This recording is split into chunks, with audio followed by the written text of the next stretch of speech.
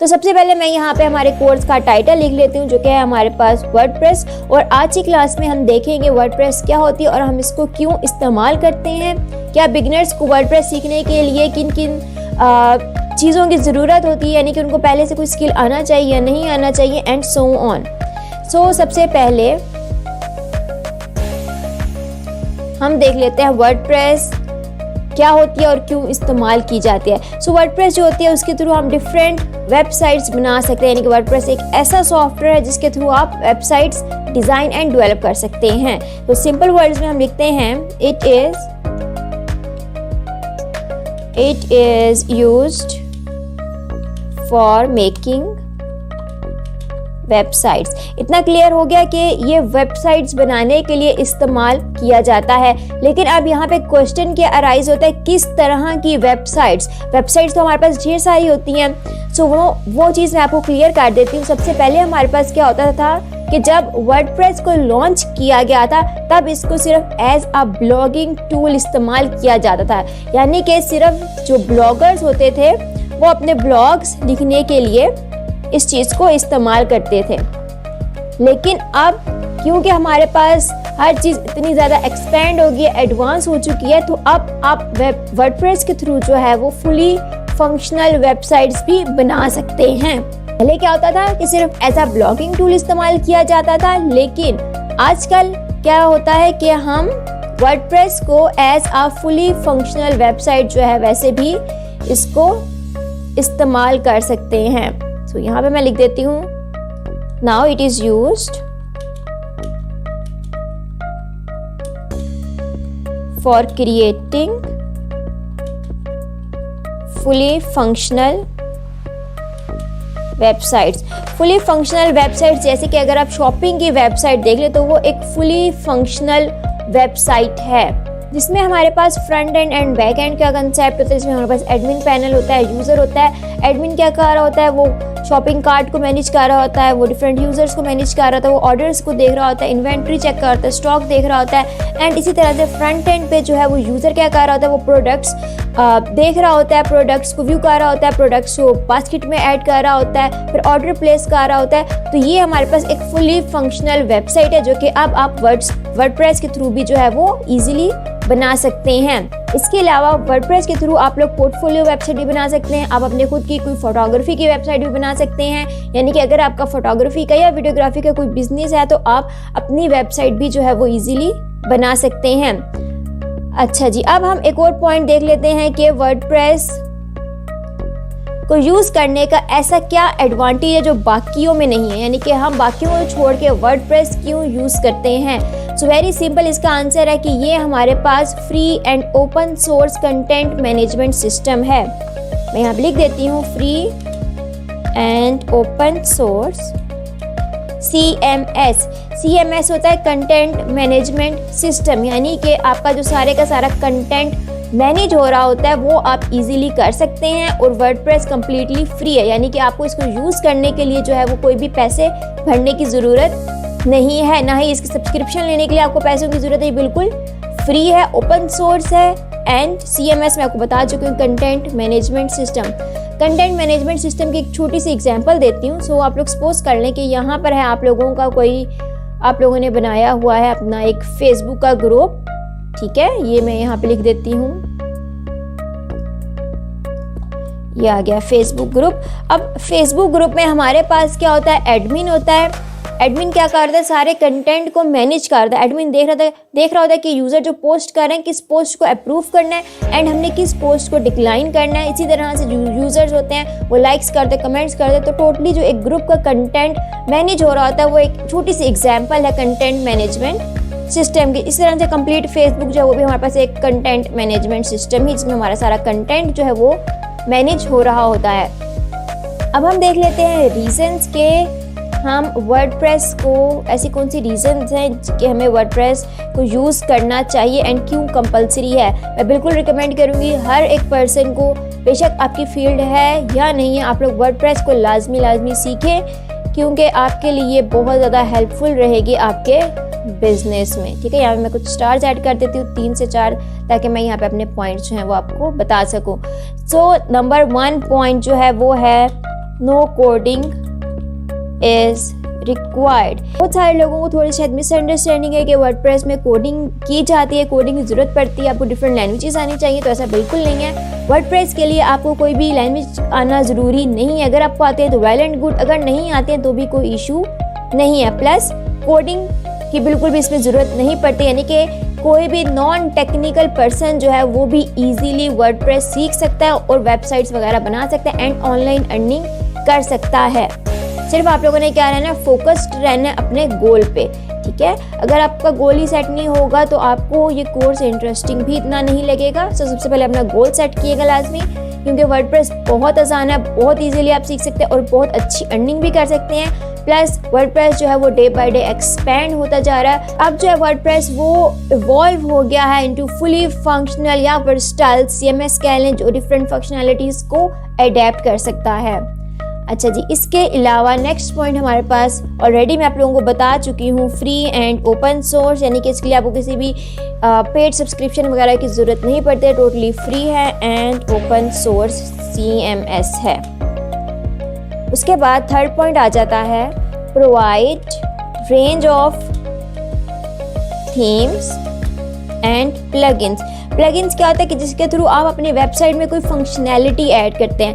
जैसे कि for example आपने अपनी वेबसाइट में एक पेमेंट मेथड ऐड करना है, तो आप उसकी एक प्लगइन जो है उसको इंस्टॉल कर लेंगे और आप उसको अपनी वेबसाइट में फर्दर यूज़ कर सकते हैं। यानी कि अपनी वेबसाइट में डिफरेंट फंक्शनैलिटीज़ को ऐड करने के लिए हम प्लगइन्स का यूज़ करते हैं एंड डिफरेंट थीम्स हम यूज़ करते हैं। जैसे कि आप मोबाइल फ़ोन के थीम्स वगैरह भी सेट करते हैं। इसी तरह से आप अपनी वेबसाइट के जो है वो डिफरेंट थीम्स वगैरह जो है उनको सेट कर सकते हैं। तो अभी तक जो हमारे पास वो 26,000 प्लस थीम्स हैं वर्डप्रेस के एंड 31,000 प्लस जो है अभी तक इसके प्लगइन्स इंट्रोड्यूस हो चुके हैं एंड इन फ्यूचर ये और आते जाएंगे।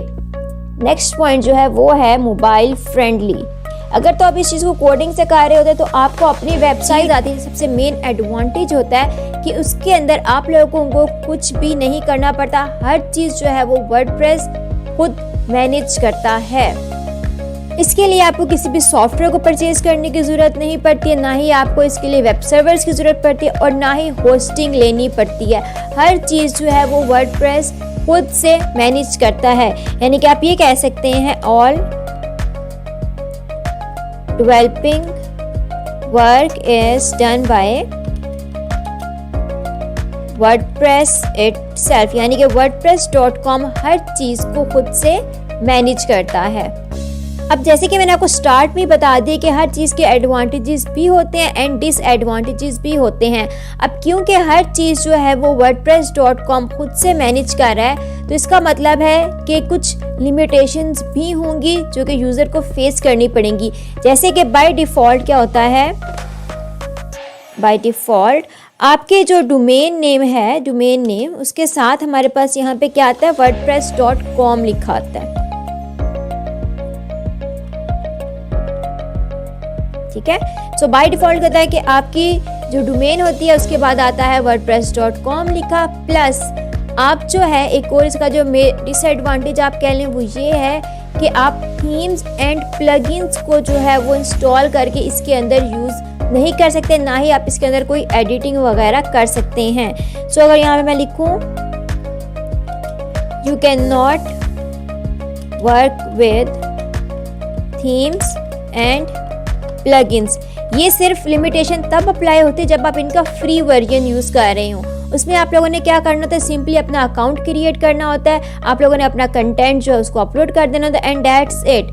अगर आपको इसके लिए थीम्स और प्लगइन्स इंस्टॉल करने तो उसके लिए आपको अपग्रेड करना पड़ेगा, यानी कि आपको इसकी कोई फीस जो है वो पे करनी पड़ेगी। उसके बाद आप जो है वो थीम्स एंड प्लगइन्स को यूज़ कर सकते हैं। प्लस अगर आप अपने कंटेंट के अंदर वीडियोस एंड पिक्चर्स भी यूज़ करना चाहते हैं तो उसके लिए भी आपको जो है उसको अपग्रेड करना पड़ेगा। जब तक आप अपग्रेड नहीं कर लेते तब तक आपको सिर्फ वही चीज़ें इस्तेमाल करनी होंगी जो कि wordpress.com आपको प्रोवाइड करेगा। तो मैं आप लोगों को इसकी ईजी एग्जाम्पल देती हूँ। ठीक है, यहाँ पर हमारे पास दो घर हैं। ठीक है, आप इनको घर कह लें। ये जो है ये रेंट का है और ये जो है ये ऑनर का है। ठीक है, अगर आप किसी रेंट वाले घर में जाते हैं तो वो आप लोगों को कुछ लिमिटेशंस बताते हैं कि अगर आपने हमारे घर में रहना है तो आपने इन चीज़ों को फॉलो करना है, आपने रात को इस बजे से पहले आ जाना है, आप लोगों ने हमारे घर के अंदर जो है वो फॉर एग्जांपल फास्ट फूड वगैरह नहीं मंगवाना, तो वो क्या करते हैं लिमिटेशंस लगा देते हैं आपके ऊपर। तो इसी तरह से wordpress.com भी यही आप ऐसे ही समझ लें कि अगर आप इसके ऊपर वर्किंग करते हैं तो वो आपके ऊपर लिमिटेशंस लगा देते हैं एंड कहते हैं कि अगर आपने कुछ एक्स्ट्रा काम करना है तो उसके लिए आपको जो है वो फिर पे करना होगा। इसी तरह से ऑनर वाला जो है वो हम बाद में देखेंगे क्योंकि वो wordpress.org से वो रिलेटेड है। तो अब मैं आपको जो है एक एडवांटेज बता देती हूँ wordpress.com का, वो ये है कि ये सिक्योर्ड एंड स्पैम फ्री है, यानी कि आपको खुद से जो है वो बैकअप वगैरह भी नहीं लेना पड़ता, आपको अलग से इसकी सिक्योरिटी मैनेज नहीं करनी पड़ती, बल्कि wordpress.com जो है वो अपनी सारी वेबसाइट्स को जो है वो सिक्योर भी रखता है एंड स्पैम फ्री भी रखता है। तो ये इसका एक एडवांटेज है, लेकिन साथ साथ इसके कुछ डिसएडवांटेजेस भी हैं। अब आप लोग ये सोच रहे होंगे कि इसमें इतनी लिमिटेशंस वगैरह हैं तो फिर इसको क्यों बनाया गया, इसको कोई इस्तेमाल करता है नहीं करता, तो डेफिनेटली इसको लोग इस्तेमाल करते हैं एंड मोस्टली जो लोग wordpress.com को यूज़ करते हैं वो हमारे पास होते हैं ब्लॉगर्स, ठीक है, जिन्होंने सिंपली अपने कंटेंट को लिखना होता है एंड फर्दर उन लोगों को किसी एक्स्ट्रा थीम या प्लगइन्स वगैरह की ज़रूरत नहीं होती। तो ब्लॉगर जो है वो सिंपली साइन इन करते हैं, अपना ब्लॉग नेम सेट करते हैं और अपना फुली फोकस जो है वो कंटेंट पे रखते हैं। तो मोस्टली जो है वो ब्लॉगर्स wordpress.com को इस्तेमाल करते हैं या फिर फोटोग्राफर्स भी जो है वो इसको करते हैं। अब हम बात कर लेते हैं wordpress.org की, जो हम अपने कोर्स में इस्तेमाल भी करने वाले हैं क्योंकि हम सारी वर्किंग जो है वो wordpress.org के थ्रू करेंगे। सो अब हम बात करने लगे हैं wordpress.org की। सो पॉइंट नंबर 1 है कि अगर आप wordpress.org में काम कर रहे हैं तो आपको अपनी वेबसाइट जो है वो खुद से मैनेज करनी पड़ती है, यानी कि you have to manage your own website and content. ये बिल्कुल उसी तरह से कि आपके पास एक एडमिन पैनल होता है, अभी हमें कैपिटल में लिखा गया है, सो कोई बात नहीं, हम इसी के साथ चलते हैं, ठीक है। आगे जाके मैं ज़रा कैप्स लॉक ऑफ कर देती हूँ। तो इसमें क्या होता है कि आपको अपना कंटेंट खुद ही मैनेज करना होता है। जैसे कि एडमिन पैनल की मैंने बात की कि एडमिन के पास सारी एक्सेस होती है कि कौन सा ऑर्डर आ रहा है, क्या इन्वेंट्री रखनी है, क्या स्टॉक सेट करना है, क्या प्रोडक्ट्स अपलोड करने, कौन सी कैटेगरीज, तो हर चीज़ जो है वो एक पर्सन खुद कर रहा होता है। एंड wordpress.org में भी यही होता है कि आपको अपना सारा कंटेंट जो है वो खुद से मैनेज करना होता है। प्लस इसका एक और एडवांटेज भी है हमारे पास, और वो ये है कि आप जो है डिफरेंट थीम्स एंड प्लगइन्स वगैरह को जो है इंस्टॉल करके इसके अंदर इस्तेमाल कर सकते हैं, यानी कि you can use themes and different plugins. Themes and plugins मैं आपको ऑलरेडी बता चुकी हूँ पिछली क्लास में, अगर आपने वो वीडियो नहीं देखी तो ऊपर मैं लिंक मेंशन कर दूँगी, वहाँ जाके आप देख सकते हैं। अब जैसे कि मैंने आपको यहाँ पे रेंट की एग्जांपल दी थी, इसी तरह से मैंने आपको बताया था कि ऑनर जो है उसकी हम बाद में बात करेंगे। तो wordpress.org वो एज अ ऑनर वर्क करते हैं, यानी कि आप फुली रिस्पॉन्सिबल होते हैं हर चीज़ की जो भी परफॉर्म हो रही होती है आपकी वेबसाइट पे, फिर वो टेक्निकल प्रॉब्लम्स हो, सिक्योरिटी हो, बैकअप हो, आपके डोमेन नेम हो, उसके लिए आपको अलग से होस्टिंग परचेज करनी पड़ती है। तो हर चीज़ जो है वो आपको खुद से करनी पड़ती है, यानी कि आप टोटली लिमिटेशन फ्री हैं, आपके ऊपर किसी भी किस्म की कोई लिमिटेशंस नहीं है एंड आप इजीली हर टास्क को कर सकते हैं। तो ये था हमारे पास wordpress.com एंड wordpress.org का डिफरेंस। मैं चीज़ें दोबारा से बता देती हूँ। .com में क्या होता है कि आपका सारा कंटेंट जो है वो wordpress.com मैनेज कर रहा होता है, आपको कोई भी बैकअप लेने की ज़रूरत नहीं होती, आपको कोई भी सिक्योरिटी का इशू नहीं आता, हर चीज़ wordpress.com खुद से कर रहा होता है। लेकिन इसके अपोजिट अगर हम wordpress.org को देखें तो वहाँ पे जो पर्सन होता है, एडमिन होता है, उसको हर चीज़ खुद से मैनेज करनी पड़ती है, सारे कंटेंट को मैनेज करना पड़ता है, बैकअप खुद चेक करना पड़ता है, सिक्योरिटी एंड टेक्निकल जो भी इशूज़ वगैरह आते हैं हर चीज़ को उसने खुद से रिजॉल्व करना होता है। फिर हम बात कर लेते हैं प्लगइन्स एंड थीम्स की। wordpress.com में क्या होता है कि उसके अंदर जो अवेलेबल थीम्स एंड प्लगइन्स होते हैं आप उन्हीं को इस्तेमाल कर सकते हैं, लेकिन अगर आपको कोई different themes and plugins use करने हैं तो उसके लिए आपको जो है उसको अपग्रेड करना पड़ता है, देन आप जो है फर्दर प्लगइन्स एंड थीम्स को यूज़ कर सकते हैं। एंड wordpress.org में भी क्या होता है कि आपको डिफरेंट फंक्शनैलिटीज़ ऐड वगैरह करने के लिए प्लगइन्स एंड थीम्स की ज़रूरत होती है।